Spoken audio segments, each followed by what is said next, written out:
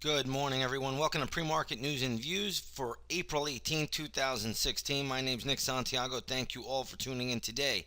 All right, looking at the charts here today, we have a lot going on. The S&P 500 E-mini futures are trading lower by 7 points. It's not that big a deal.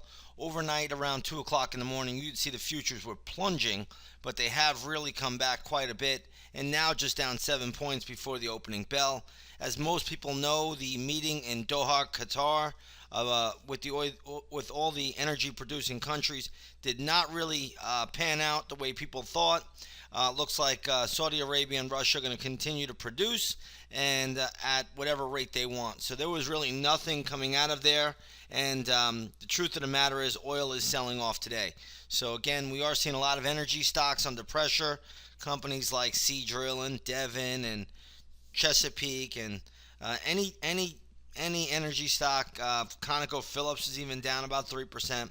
So we're seeing a lot of energy plays trading lower ahead of the opening bell today on the back of that news. So again, we'll talk a little bit more about crude in a few minutes, but either way, a lot happening here. But futures are down only 7 points today, so it's not a disaster. Let's take a look at some stocks in the news. Morgan Stanley is up first.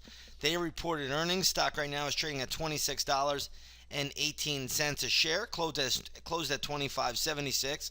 So it is upticking a little bit here. I'm not seeing a whole lot of upside for Morgan Stanley, so just be a little bit careful here. We'll look at this one once the opening bell rings. It's not a big move higher by any means, and we'll just see how the stock plays out once the session gets underway. Let's take a look at Hasbro today. Ticker symbol is HAS. It looks like they are trading nicely higher. Stock closed at $82.41. It is now trading at 86 and a quarter. I'll give this the upside bias, maybe a little bit more, but there's not much more left in the tank here. This is overbought and extended almost on every time frame. So again, maybe it could get to 86.75, 86.50, but I don't know if it has a lot more from there. And I would be a little bit careful here. It is very, very extended, very, very overstretched.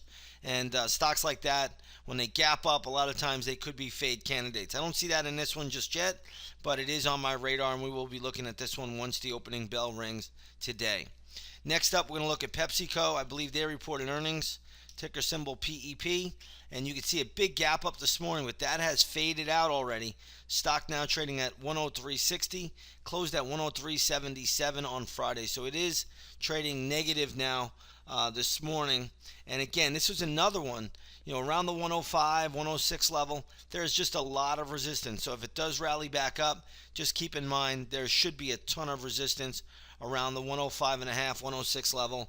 And on the downside, the only level that really appeals to me today would be around $100. So if it got down to around 100, I'd even say 99.60, 99.70, I would look at this name. But until then, it really is in no man's land. It's basically back to the flat line from Friday, even though it did have a big pop before the opening bell. But keep it on the radar today. We will be probably playing it at some point in the session, pattern pending. Let's take a look at JBHT, which is JB Hunt. And this is transportation stock. Company right now is trading at $86 a share, closed at 85.43. So it is upticking. I honestly don't see much upside here. So if you own it, trail your stop loss. If you don't own it, there's really nothing that I would be doing at this stage of the game. There's a lot of resistance up here. There's a lot of not only resistance, but a lot of noise and choppy action. I just don't see the stock going up from this point on. Let's take a look at Netflix today. They could be in the news. They are in the news, and they're going to be a volatile name today. And it looks like Amazon came out, and they are going to have a separate subscription for their video service, Prime Video, and they're going to undercut the payment structure every month by $1 from what Netflix is charging. So Amazon's coming in $1 cheaper, trying to get some business that way. And you can see the stock today on Netflix is trading at 110. Netflix closed at a 111.50, and that's a pretty decent little dip. I don't think it's going to kill Netflix, but nonetheless, we'll see what it does to the stock today. Amazon, in the meantime, I believe is trading right at around 625.70. This is basically where it closed. So Amazon's unchanged. Netflix is down a little bit. but we'll keep both of those on the radar today. Those are two stocks that we play very, very often in the intraday stock chat room. In fact, almost on a intraday basis, every day we play those names. Let's take a look at ARMH, which is a semi-play.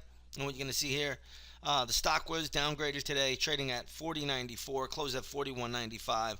The only level that kind of interests me here for this name would be if the stock were to sell off to around 36.85, 36.90.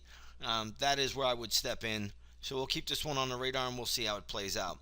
All right, let's take a look at crude oil this morning. Crude oil is trading down at the moment. This is May crude.